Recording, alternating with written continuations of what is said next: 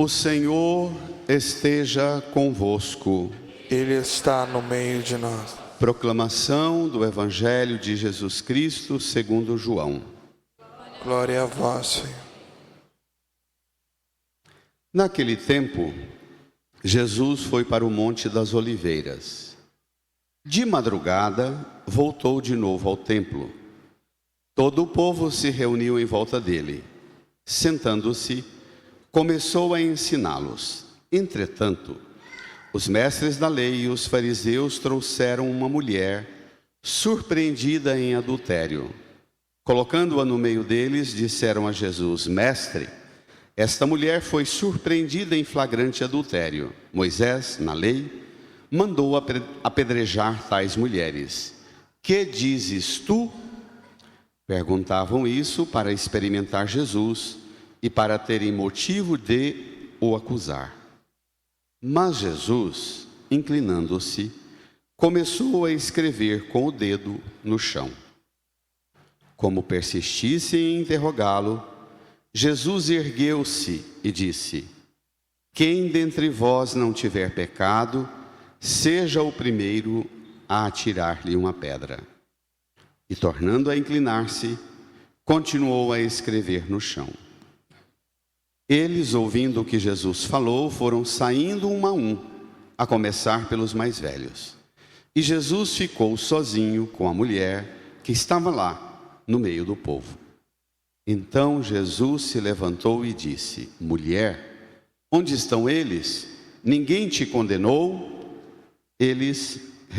Ela respondeu: Ninguém, Senhor.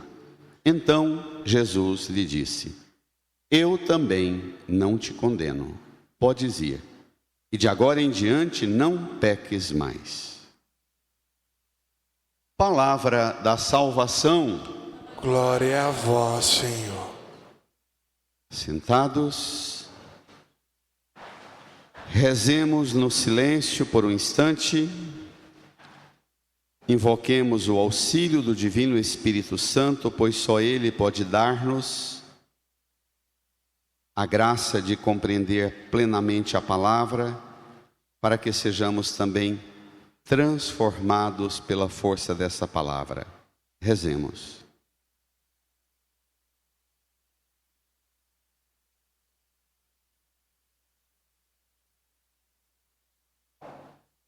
Amém.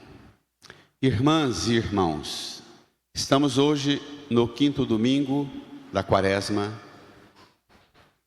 terminando nossa caminhada de preparação para viver o ápice da nossa caminhada na fé todos os anos, a Semana Santa. Nos 2 próximos domingos e a semana toda teremos uma intensa atividade de celebração do mistério de Cristo. Domingo que vem, portanto, o domingo de Ramos, até domingo de Páscoa, não percam a programação e ao saírem hoje, levem a programação e situem-se, porque nos 2 próximos domingos nós temos uma programação com horários alterados na vida da paróquia. Observem para não perder nada. Hoje, portanto, estamos preparando-nos para entrar com Jesus domingo que vem, triunfalmente em Jerusalém. Estamos bem perto de Jerusalém. Vamos lá? No seu folheto número 10, o Evangelho de João, capítulo 8, versos 1 ao 11. O texto começa assim: Naquele tempo Jesus foi para o Monte das Oliveiras. E no versículo 2 diz: de madrugada voltou de novo ao templo. Monte das Oliveiras, nós estamos, dependendo de onde você parte do monte. Jerusalém está construída no alto do monte Sião. Na encosta desse monte, no lado oriental do nascer do sol, tem uma declinação bem funda, chamada Vale do Cedron, e uma elevação que se chama exatamente o Monte das Oliveiras. Na expectativa messiânica de Israel, de tanto sofrer as invasões violentas dos povos vizinhos que trouxeram tanta atrocidade ao longo de 2000 anos do Antigo Testamento, tantas vezes o povo de Israel sofreu violentas intervenções, o povo passou a alimentar a esperança chamada, que nós chamamos essa esperança de esperança messiânica, de que Deus fará uma intervenção. Esta esperança fez com que alguns dos gestores da história de Israel e autoridades de Jerusalém criasse e alimentasse essa esperança no povo também na estrutura da cidade. Bem de frente para o Vale do Cedron e o Monte das Oliveiras, foi construída a Porta Dourada, ou a Porta do Messias. Essa porta é um pórtico gigantesco de pedras altíssimo, e fez o pórtico e lacrou a porta com pedras enormes. A ideia é que Deus mandará um Messias, e esse Messias entrará por essa porta, e o único que passará por essa porta é o Messias. Ela é lacrada. Quando ele chegar, os operários do templo, ela dá acesso direto à esplanada do templo, tiram umas pedras e o Messias entra. Até hoje ela está lacrada. E bem mais tarde, os judeus não reconhecem Jesus como Messias. Mais tarde, depois da dominação islâmica naquela região, os muçulmanos, para afrontar a história de Israel, construíram bem de frente a essa porta um cemitério enorme, para dizer que esse Messias não virá, e se vier é só passando por cima do cadáver dos muçulmanos. Então tem a esperança cristã, a esperança islâmica e a esperança judaica num conflito que não cessa. Mas o mais importante é o que vem. Jesus foi para o Monte das Oliveiras e de madrugada voltou ao templo. Ele tem entrado, ele está acampado lá e entra de preferência à noite, discretamente, porque vai ter uma entrada solene que vai ser domingo que vem, uma entrada triunfal, uma entrada simbólica da intervenção de Deus, que essa porta deveria ser aberta. Ele cultiva, na expectativa messiânica, o lugar de espera é o Monte das Oliveiras. Monte das Oliveiras por quê? Um sítio de produção de oliva. O que se extrai da oliva? O azeite. O azeite usado na liturgia judaica para ungir, no Antigo Testamento, 3 categorias de gente. O sacerdote, para ser sacerdote no templo, era ungido com o azeite. O profeta, para ser representante da autoridade da fé judaica, precisava ser ungido com o azeite da oliva. E o rei também era entronizado para o governo de Israel com o rito da unção com o azeite, que para nós tem uma força ainda mais elevada. Este óleo é chamado óleo do crisma. Todos nós que somos batizados, depois que crescemos na fé, chegamos à idade da juventude, temos diante de nós um horizonte de possibilidades, como Jesus diante de Jerusalém. Nós recebemos o óleo do crisma, e por aquela unção recebemos os dons do Espírito Santo. Aqui tem alguns que no dia 1º de agosto vão ser ungidos, não tem? Cadê a turma da catequese que vai receber a crisma no dia 1º de agosto? Tem alguém aqui? Fique de pé para o povo ver. Isto. Aqui. serão crismados. Hoje de manhã tinham mais alguns. Podem sentar. Então, o sentido é esse, a unção do crisma, em que nós, ao sermos ungidos, recebemos o dom da sabedoria, do discernimento, do conselho, fortaleza, ciência, piedade e temor do Senhor. Jesus está lá, Cristo nos unge, Ele está no monte, porque Ele é a oliva colhida, que vai ser macerada na prensa do sofrimento da sua paixão. 3 símbolos fortíssimos para celebrarmos a Páscoa: o trigo que é moído na pedra do moinho, a uva que é macerada no lagar do tanque com os pés, e a oliva que é prensada na prensa de uma pedra contra outra pedra, com força e peso violentíssimo, e ela extrai aquele azeite mais belo, mais puro, e Jesus aguarda a sua entrada e o seu sofrimento e a prensa da sua paixão, e por sua dolorosa paixão derramará para nós o azeite da nossa unção. O pão vivo descido do céu, tomai e comei, isso é meu corpo, que nos alimenta na fé, e o sangue, que é o vinho puro da uva, pura e perfeita, o alimento, a bebida para a nossa salvação. É Ele, o dom extraordinário da nossa vida. Dito isso, está lá Jesus, Ele prepara-nos, portanto, para renovar na Páscoa as promessas do nosso batismo e de tudo que ganhamos e recebemos em nossa fé. Vamos entendendo essa simbologia do Monte das Oliveiras. Versículo 2: de madrugada voltou de novo ao templo, quer dizer, a uma rotina, está acampado e volta de novo ao templo. Leiam: todo o povo se reuniu em volta dele. Sentando-se, começou a ensiná-los. O povo se reuniu em volta dele, ele se senta e começa a ensiná-los. O que lembra? Mais perto do microfone. O que lembra? Ele sentado, o povo ao redor, e ele ensina.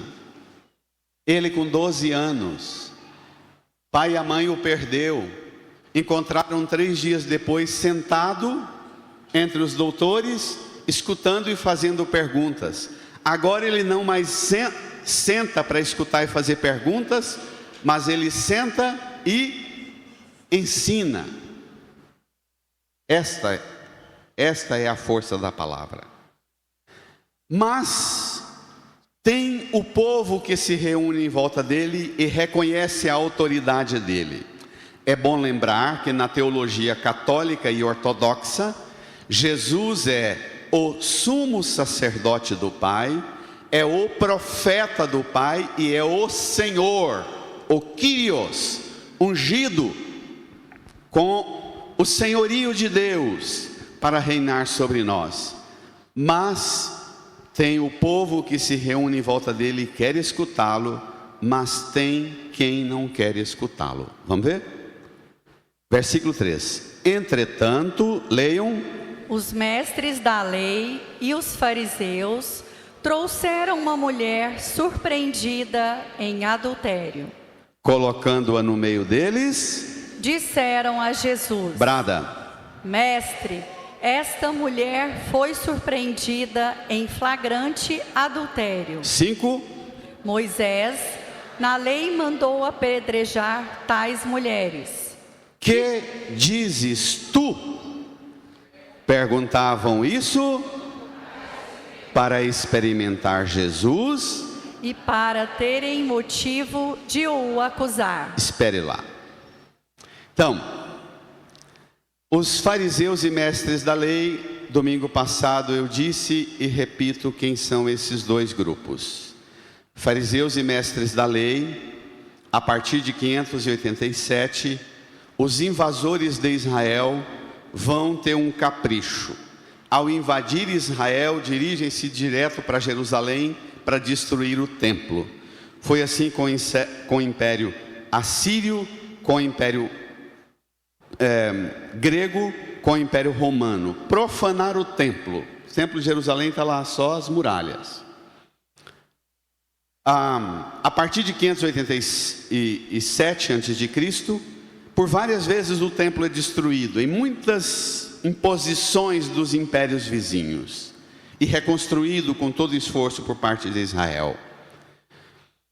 Os que tinham uma identidade genuína do judaísmo, não tendo o templo era o lugar onde se guardava a arca da aliança, a lei de Deus, e o altar onde se realizavam os sacrifícios, os cultos para Deus, trazendo inclusive a oferta do azeite da oliva que se colhia. Os fariseus são um movimento que, de tanto ver o templo ser destruído e até a arca que fora roubada pelos babilônicos e levada para o mundo persa e depois recuperada pelos babilônios, roubada pelos babilônios, depois recuperada pelo Império Persa e devolvida a Israel, a arca da aliança roubada pôs no povo judeu uma atenção enorme. Nós precisamos tomar cuidado, porque se as tábuas da lei e os 5 primeiros livros da Bíblia, que são para o povo judeu a Constituição de Israel, a lei, a Torá, se alguém entrar aqui, invadir nosso país e roubar, nós vamos ficar sem nossa referência. Fariseus e mestres da lei, portanto, é um movimento antigo de cuidado e zelo com a palavra, que ao longo de 6 séculos vai mudando, sofrendo grandes mudanças e transformações, até o ápice da dominação helênica, mais ou menos 200 a.C., eles resolvem construir um movimento patrocinado e financiado com escolas de escribas que pegavam os originais bíblicos, tiravam cópias, não com as copiadoras modernas de hoje, mas escribas que cobravam caro e tinham que ser altos estudiosos para entender o aramaico antigo, o hebraico, o grego, e transcrever esses livros e espalhar em Israel e pela Europa e pela Ásia toda, por onde tivesse judeu, mandar cópia desse livro para lá, para que o povo não perdesse a referência da palavra como um código de aliança e de pertença. Os fariseus e mestres da lei, portanto, representam 2 grupos: os mestres da lei, chamados também de escribas, os cuidadores do escrito da lei, e os fariseus são espécie de catequistas que instruem. Com o passar do tempo, os fariseus e mestres da lei se consideravam um grupo político, se tornaram 2 partidos, na verdade, partidos políticos em Israel. E os evangelhos falam que os do partido de Herodes, os do partido dos fariseus, do partido dos saduceus, do partido dos escribas, se tornaram partidos. Mas eles tinham uma pretensão tão grande, uma presunção tão grande de pertencer a um movimento, a um grupo que zelava da palavra, que com o tempo eles achavam que eles eram tão importantes, que se tornaram mais importantes do que a palavra e começaram a ter atitudes e sentirem-se mais importantes do que o próprio Deus. Aqui agora eles estão diante do próprio Deus, como domingo passado, fazendo uma armadilha para Jesus. Esta mulher, surpreendida em adultério, colocaram no meio, chamam Jesus de mestre, e diz: Moisés na lei manda apedrejar tais mulheres, que dizes tu? Versículo 6, perguntavam isso para experimentar Jesus e para terem motivo de o acusar. Acompanhe agora o raciocínio. A mulher, pela lei, condenada a ser apedrejada. Na verdade, recordo-lhes brevemente alguns versículos que falam dessa sentença. Levítico 20:10. Quando um homem comete adultério com a mulher do seu próximo, serão castigados com a morte, tanto o homem adúltero como a mulher adúltera. Deuteronômio 22, 22. Quando um homem for pego em flagrante deitado com uma mulher casada, ambos morrerão. O homem e a mulher morrerão, eliminarás o mal de Israel. Deuteronômio 17, 5. Levarás à porta da cidade o homem ou a mulher que cometerem adultério, tu os apedrejarás e eles morrerão. Êxodo 23, 6. Deus fala, depois de dar a sentença da execução do homem e da mulher adúltero: eu não justifico um culpado, elimine-os. Então, tem uma mulher condenada à morte, e eles, dentro do coração deles, para eles tem 2 condenados à morte.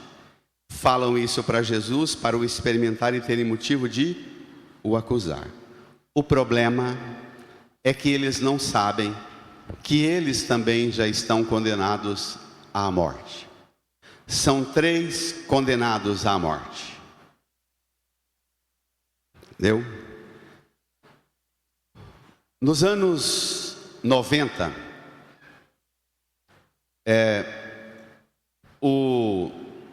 a Sagrada Congregação para a Doutrina da Fé, que era presidida pelo cardeal Ratzinger, depois o então Papa Bento, escreveu um documento para orientações para a interpretação da Sagrada Escritura, da Bíblia. Uma das afirmações mais extraordinárias desse documento fala da sentença de morte dos fariseus e mestres da lei, porque diz assim, que aqueles que interpretam a Sagrada Escritura ao pé da letra e se tornam, portanto, fundamentalistas, cometem um suicídio do intelecto. É uma expressão bem refinada. Suicídio do intelecto, é um suicídio. Eu estou falando isso porque nós estamos vivendo tempos delicadíssimos da história do cristianismo no mundo. As crises, as tensões políticas, econômicas, sociais, as grandes crises e catástrofes e tragédias do mundo ajudam a suscitar, em todas as épocas da história, suscitar alternativas fundamentalistas para tentar garantir, por meio de rígidas observâncias de regras, salvar. E nós estamos vendo surgir um neofundamentalismo, tanto no radicalismo da esquerda, com as teologias violentas das revoluções da esquerda, violentas, que praticam e impõem impérios violentos nos vários modelos da esquerda, quanto hoje o ressurgimento da violência baseada no fundamentalismo das extremas direitas. Estou falando de extremas direitas porque são muitas, não existe uma extrema direita, existem muitas, é muito complexo isso. Fundamentalismo, conservadorismo, tradicionalismo, que pregam: nós temos que recuperar a primazia da lei, da verdade, daquilo que manda a lei e cumprir a lei. Todo mundo, temos que prestar culto a esses que têm coragem de dizer isso. O problema é, olhe dos comentários de Santo Agostinho sobre o Evangelho de João. Ele diz assim: os mestres da lei e os fariseus procuram uma calúnia no terreno da justiça. Se Jesus ordenar que a mulher seja apedrejada, eles dirão: então tudo que você ensinou sobre a misericórdia, a graça e a compaixão e mansidão de Deus não é verdade. Se Jesus julgar que a mulher deve ser absolvida, eles dirão: não teremos nenhum medo de apedrejá-lo, porque ele não guarda a medida justa da lei. Como é que Jesus vai justificar a mansidão de Deus, o Pai misericordioso que recebe os 2 filhos domingo passado, lembra? Como é que Jesus vai justificar a mansidão de Deus e o cumprimento da lei? Ou vai prevaricar a lei, ou vai esvaziar a mansidão e a compaixão de Deus. Se mantens essa misericórdia, serás macerado pela pedra de moinho da lei, junto com a adúltera. Dependendo de sua palavra, poderia inflamar ainda mais a inveja, a excitar a acusação e exigir naquela hora que já apedrejassem os 2. Contra quem? A perversidade contra a retidão, a falsidade contra a verdade, os corações corrompidos pela vaidade e prepotência humana contra o coração puro, reto e perfeito, a insensatez humana contra a soberania e sabedoria de Deus, diz Santo Agostinho. Eu sei, irmãs e irmãos, que muitos de vocês, correndo das heresias, das influências de esquerda, têm achado que a solução são passos na direção das heresias da direita. E precisamos dos 2 de conversão. Vamos lá? Agora veio o desfecho. Perguntavam isso para experimentar Jesus. O que você pergunta a Deus para experimentar Deus? Você é daqueles que faz assim: vou começar uma novena. Se em 3 dias Deus não respondeu, para a novena porque Ele não me ama e não cuida de mim. Porque tem gente tonta que faz isso. Vamos lá? No versículo 6 ainda, leiamos: mas Jesus, inclinando-se, começou a escrever com o dedo no chão. Mas Jesus, inclinando-se, olhe para a cruz. A graça sempre se inclina. A graça só é graça porque ela é sempre mansa e humilde, e a graça sempre se inclina. A graça não é impetuosa, não é furiosa, ela sempre se inclina. Para lembrar nossa condição de pecadores, Ele começou a escrever com o dedo no chão. A bondade de Deus, a misericórdia de Deus se inclina. Olhe para a cruz. Como você olha para Jesus inclinado no chão, escrevendo com o dedo? O que Jesus escreve? Talvez escrevesse ali com os dedos, com o dedo, os pecados de cada um deles. Quem sabe o nome da mulher, vírgula, e o nome de cada um daqueles homens que já tinham cometido adultério com ela ou com outras, não? O que escrevia Jesus?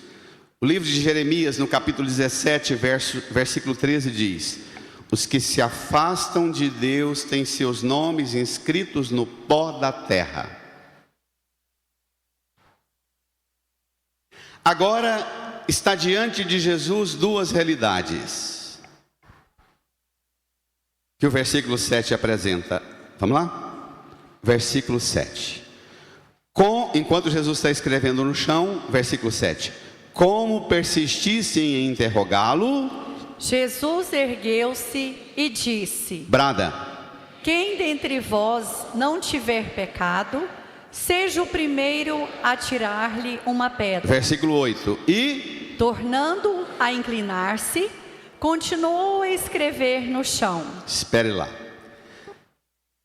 Ainda no 7. Como persistisse em interrogá-lo. A verdade em pessoa sendo interrogada com insistência pela prepotência humana. Jesus ergueu-se. E Ele sempre se recorda de erguer-se diante de nós, pelo seu corpo, moído no sofrimento da cruz, como trigo moído no moinho, ele ergue-se no altar: tomai e comei, isso é meu corpo. Ele sempre se ergue, por seu corpo macerado e pisado pelo sofrimento da cruz, ele sempre se ergue no altar: tomai e bebei, isto é o meu sangue, dado por vós, para o perdão dos pecados, o sangue da nova e eterna aliança. Jesus sempre se ergue diante de nós, mas não para se impor com a estupidez humana que tenta prepotentemente se impor diante dele. A graça enfrenta e vence. Quem dentre vós não tiver pecado, seja o primeiro a tirar-lhe uma pedra. Que pedras trazemos nós conosco? Que pedras você traz com você? Marcas, hematomas, doenças e feridas emocionais, psicossomáticas, marcadas pelas pedradas que você recebeu na sua vida. Quais pedras e pedradas que você carrega com você? Que pedras você carrega com você, esperando o momento certo e a fúria correta para atirar em quem você tem tanta vontade de apedrejar? E tornando-se a inclinar, continuou a escrever no chão. Jesus se inclina, enquanto você agora, cadê os homens que me ajudam? Você agora vai receber 2 pedras. Pode vir? Vamos, acelerem. Você agora vai receber 2 pedras. Vão pegando. Vamos. Ajuda? Acelera para a gente ganhar tempo com essa pedra na mão. 2 pedras. Vai, entrega para o povo. Vai. Vai ao banco. O povo pega. Preparar o canto? Vamos, Luciano. Preparando o canto aí.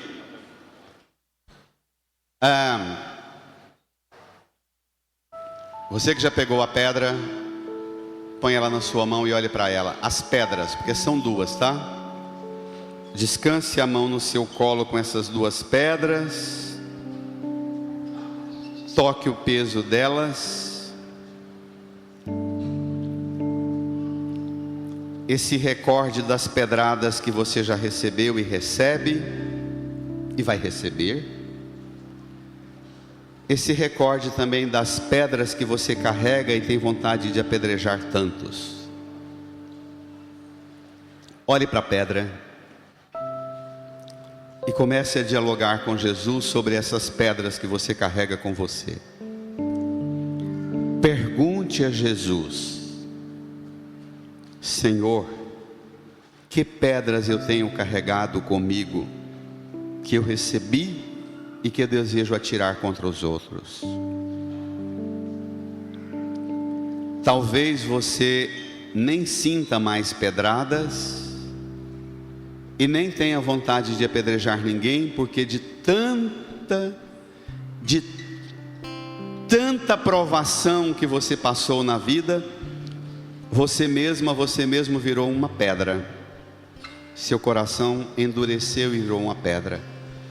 Rocha bruta que nem sente as pedradas que recebe e as pedradas que dá. Talvez nem isso. Fale com Jesus.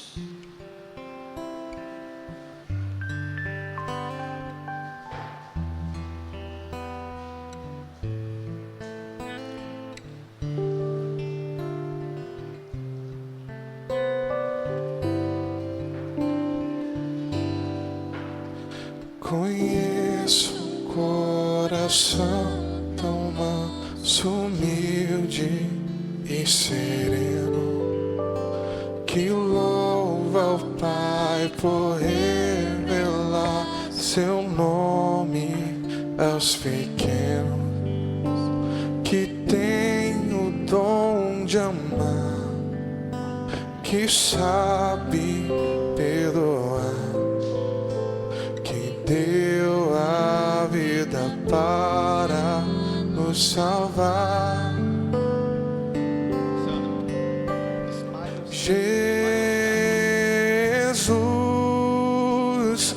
manda teu Espírito para transformar meu coração. Jesus, Jesus,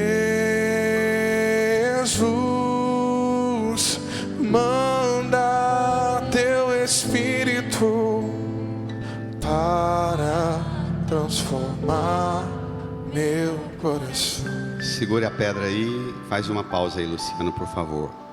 Volte comigo ao texto no versículo 9. Vamos continuar a meditação. Segura essa pedra.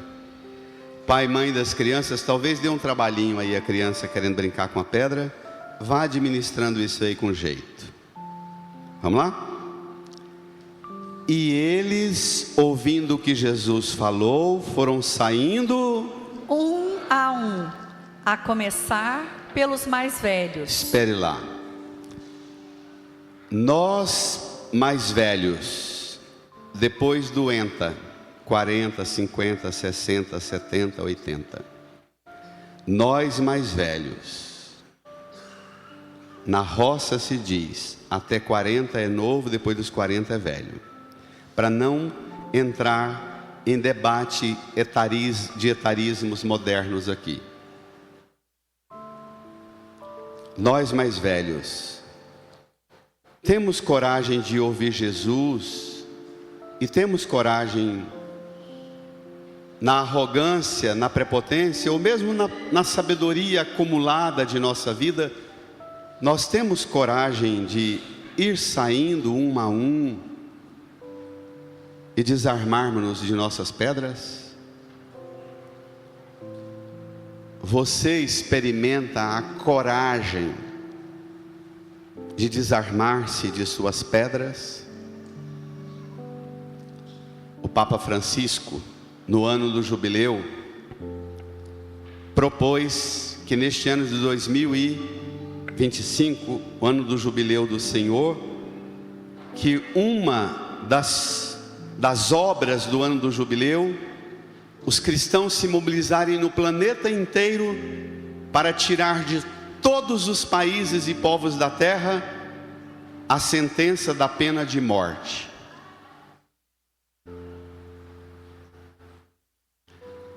Porque os fundamentalistas cristãos acham que é cristão a guerra, a violência e fazer justiça com a própria mão.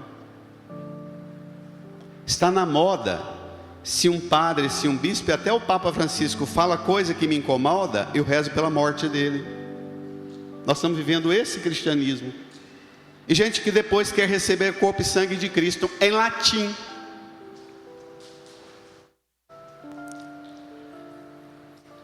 Você tem coragem de renunciar e ir saindo das pretensões, das presunções, da carga sólida do que você traz com você e das convenções rígidas que você traz com você?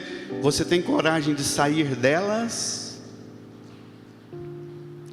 Daquilo que te envelhece no peso e fez você transformar a lei de Deus em pedra? Você comunica Deus agora com pedra e com arma de violência?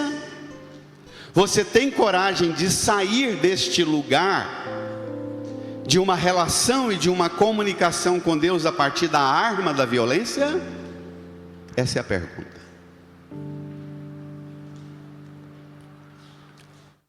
Você acha que o bonito no cristianismo é a gente ter coragem de fazer arminha? Vamos continuar? Versículo 9. E Jesus ficou sozinho com a mulher que estava lá no meio do povo. Se você, ao contrário, não faz parte do grupo dos mestres da lei e dos fariseus, mas faz parte do grupo das mulheres e homens adúlteros de hoje, que a sociedade, nós a igreja, a religião e a família vivemos querendo apedrejar você, você tem coragem de ficar sozinho com Jesus e olhar nos olhos dele e inaugurar um modo novo de relação com ele? É bom recordar que a mulher adúltera que lembra o filho mais novo, que torrou tudo na farra. Lembra? Que o filho mais velho fala, esbanjou teus bens com prostitutas. Lembra? Os fariseus e mestres da lei que querem matar Jesus a pedrada é o filho mais velho que está com ódio do pai, jogando todo o desaforo para o pai lá na porta da casa e não quer entrar. Você, por razões quais que você entrou no caminho da mulher adúltera, do homem adúltero, que significa alguém que não sabe administrar a própria liberdade. Nós vivemos dois movimentos violentos e autodestrutivos na sociedade de hoje: o rigor do moralismo, do fundamentalismo, do tradicionalismo, do conservadorismo violento, e por outro lado o laxismo, o permissivismo total. Esse é o confronto que nós vivemos. Cada um de nós temos um pé mais numa dessas realidades, de fundamentalista ou de permissivista, que vai dialogando e aceitando tudo.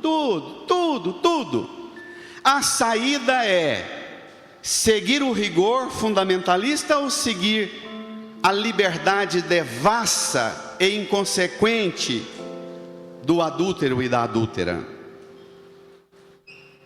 Chegou o tempo de um novo senhorio. Chegou um tempo em que o pecado seu e o pecado dos outros não regulam mais a sua vida, seus sentimentos. Chegou um tempo da surpresa de Deus. A atenção dos mestres da lei e dos fariseus hoje na igreja. É preciso hoje identificar quem são os fariseus e mestres da lei que defendem um rigorismo da lei, e quem são os adúlteros e adúlteras hoje na igreja que defendem um laxismo total. E os dois, da extrema direita e da extrema esquerda, os dois responder ficando diante de Jesus e ter noção do fundamental. O Senhor agora vai responder para a mulher, guardando a justiça, Santo Agostinho, sem se afastar da mansidão. Repito, a reação de Jesus agora ficando sozinho com a mulher, ele vai guardar a justiça sem se afastar da mansidão, porque todo mundo que luta pela justiça, pela verdade, pelo correto, pelo certo, e perde a mansidão, não representa o senhorio de Cristo. E todo mundo que prega uma mansidão e em vista dessa mansidão relaxa e abandona a justiça, não é discípulo e discípulo do Senhor. Tá claro? Tá claro? Reage. Trem é sério, reage. A salvação é para os dois.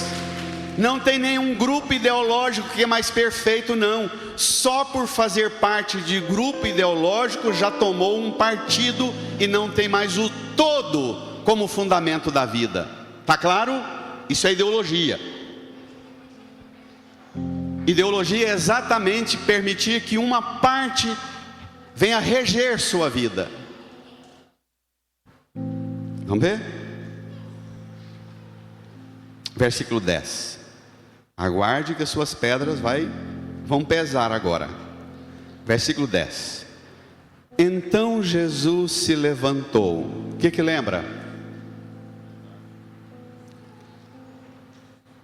Jesus levantado na cruz. Ele diz a Nicodemos que o procura de noite às escondidas, porque Nicodemos não quer ficar mal na fita dos judeus procurando Jesus, que é um baderneiro da lei, e Nicodemos o procura de noite. E Jesus fala para Nicodemos: Nicodemos, você me procura de noite, mas eu serei levantado ao meio-dia e até às 3 da tarde ficarei exposto no rasgo do clarão do sol. Eu serei erguido, eu serei levantado e atrairei todos a mim. Mas esse Jesus que se levantou também é aquele que se ergue do túmulo, vitorioso, Senhor, dominador das forças da morte, do pecado, da condenação dos fundamentalistas que suicidam fazendo da lei regra de morte, da lei de Deus regra de morte, e dos laxistas que fazem do amor de Deus regra de morte. O Senhor se ergue.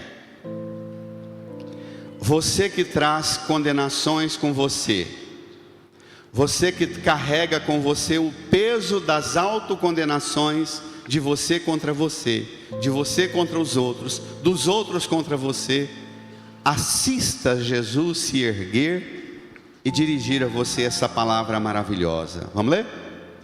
Disse: mulher, brada a igreja, mulher, onde estão eles? Ninguém te condenou? Ela respondeu: ninguém, Senhor. Ninguém, Senhor. Sabe por quê? Porque nessa terra tem homens e mulheres que até são capazes de encontrar o seu erro, encontrar seu pecado, acusar seu pecado, mas nesta terra não haverá nunca nenhum homem, nenhuma mulher capaz de apagar a mancha dos seus pecados. Nunca. Vai, reage. Olha, Zarinha, reage. Ninguém, e você nunca terá autoridade para condenar ninguém, porque você nunca terá a visão do todo. Você nunca vai dar conta de exercitar o guardar a medida da justiça sem se afastar da mansidão, que Jesus é o único servo fiel do Pai. Ninguém, Senhor. Agora vem o desfecho.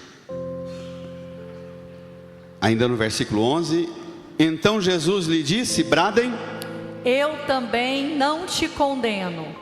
Podes ir, e de agora em diante não peques mais. O que é uma ideologia?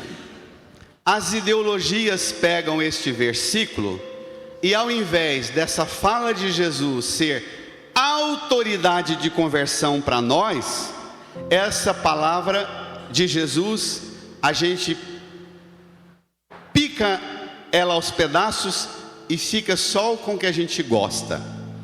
Os laxistas dizem assim: olha lá, Jesus disse para a mulher: eu também não te condeno, podes ir. Os rigoristas, legalistas, fundamentalistas dizem: mas ele falou, não peques mais, a mão de Deus é pesada, e aí vem as sentenças que vocês já conhecem. A ideologia faz exatamente a gente picar as palavras de Deus em pedaços e não tomá-la como um todo para mudar a vida da gente e tirar a gente do atoleiro, das grades, da escravidão, da bolha ideológica em que a gente se aprisiona. Olhe para a cruz. Tudo agora é lixo para a mulher. Deixa os pesos, deixa as pedras, deixa as condenações próprias e as condenações dos outros. Paulo, na segunda leitura: por causa dele eu perdi tudo e considero tudo como lixo. A mulher fala: Jesus, por causa desse modo com que o Senhor me tratou, eu considero que aquela aventura de liberdade desordenada que eu vivi é lixo. Paulo, que era um rigorista fundamentalista que matava cristão, tinha um serviço de inteligência para frequentar as comunidades cristãs e fazer acusações falsas e ajudar processos de execução de cristãos, Paulo diz, a conversão do fundamentalista, tudo é lixo. Diante, diz Paulo, da vantagem suprema que é ganhar Cristo, visto que eu fui alcançado por Ele, não julgo que eu o alcancei, mas eu corro para a meta que é alcançá-lo. Mas uma coisa eu sei, eu fui alcançado por Ele. O dia que a sua vida for regida por essa convicção de Paulo e da mulher, eu fui alcançado por Ele, você também dirá, tudo agora é lixo. Jesus não diz, vem, segue-me. Ele diz, podes ir, vai. As acusações, as aventuras sexuais da mulher, o rigor da lei, a vida vadia de tudo, tudo agora é lixo. Pode ir. Olhe para a cruz. Jesus hoje diz a você também, vá. Pode ir, um ir novo, um ir leve. Não é mais a palavra de Deus uma pedra que você carrega para matar você e matar os outros. Um ir leve, um ir sob o olhar de Jesus, sob a autoridade de Jesus, sob o senhorio da graça. Podes ir. A violência de vocês seja agora cancelada.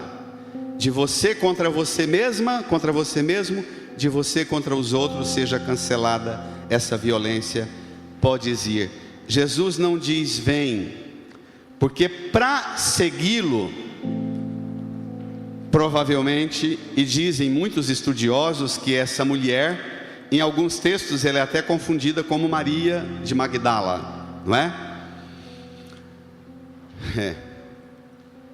Quando Jesus fala para ela, podes ir, você agora imagine o olhar dessa mulher por Jesus e dizer assim, nestes anos de minha vida, de perversão e de aventuras sem responsabilidade, nenhum homem nunca olhou para mim com o respeito que esse homem olha, me trata como de gente. Nenhum homem olhou para mim não como um objeto de prazer e aventura sexual. Ele me olha de um modo novo, que eu nunca fui olhada assim. E você pode imaginar esta mulher ir se aproximando de Jesus, e na medida que aproxima, fixa os olhos nele, e vê nele o varão novo, um modo novo de ser homem, que inaugura para ela um modo novo de ser mulher. Abraça-o e ela não vai, ela segue-o. E é o que nós vamos fazer agora. Para seguir Jesus, nós só o seguiremos se a gente tiver coragem de depositar nossas pedras no altar e dizer, Senhor, eu não quero mais carregar o peso das pedras que eu recebo e nem o peso das pedras que eu jogo contra os outros. Esses cestos aqui, ou mesmo em cima do chão, você vem, ajoelha, põe a pedra e volta para o seu banco de um modo novo. Vamos? Levantando. Dá para sair, ninguém te ama como eu? Suave. Faça com calma. Pode colocar no chão também, não precisa ser só dentro do cesto não. Pode colocar no chão. Ajoelha. Entrega essas pedradas, o peso do fundamentalismo religioso e o peso de uma vida desordenada e relaxada. Deixe tudo.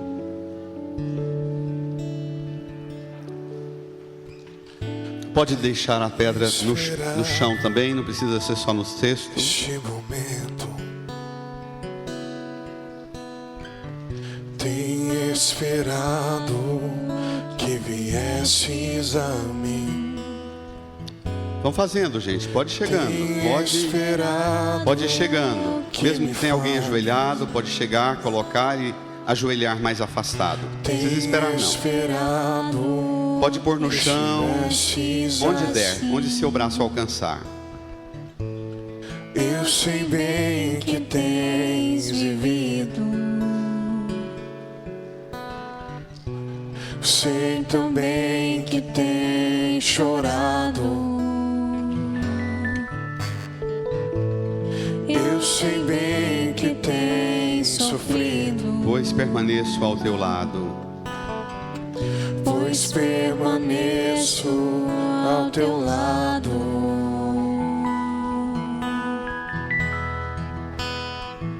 Ninguém te ama como eu. Ninguém te ama como eu. Olhe para a cruz. Olhe pra cruz, esta é a minha grande prova. Ninguém te ama. Ninguém te ama como eu. Ninguém te ama como eu. Ninguém te ama como eu.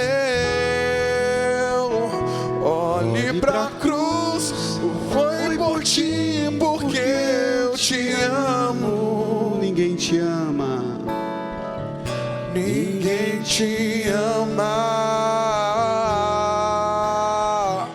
como eu. Ninguém te ama. Canta.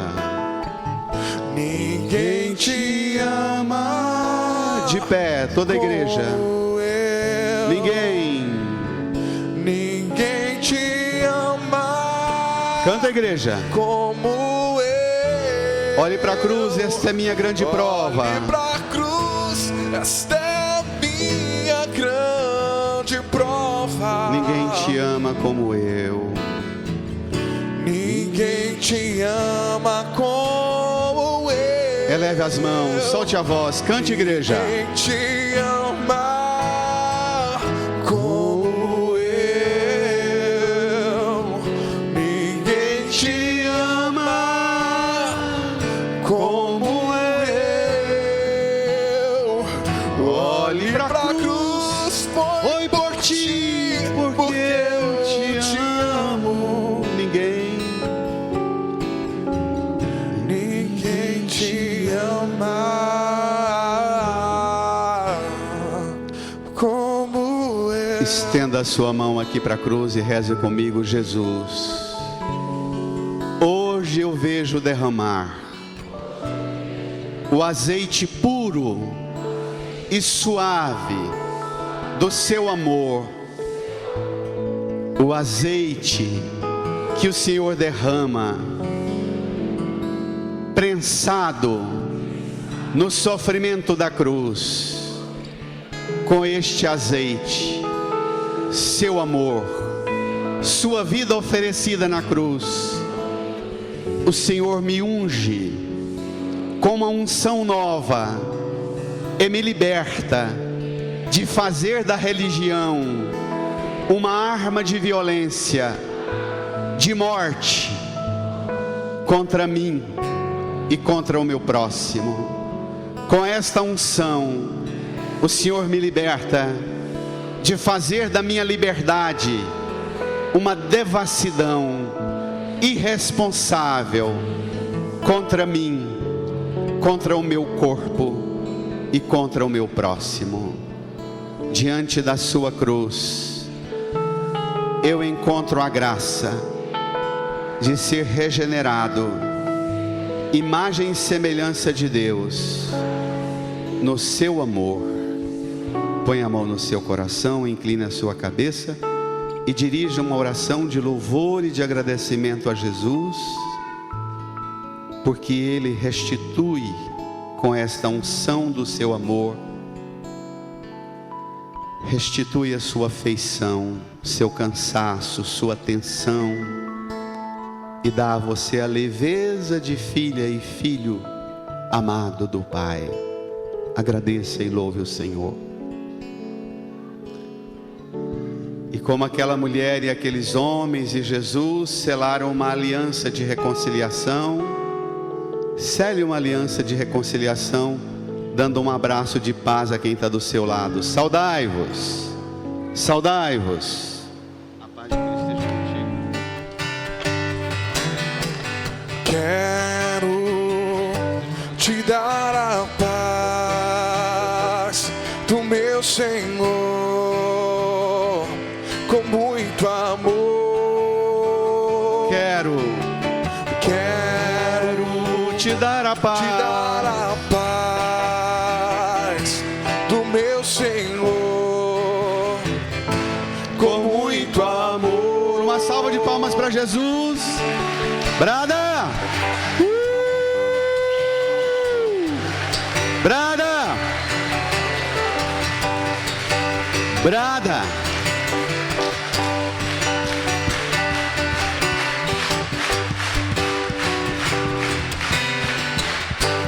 Amém.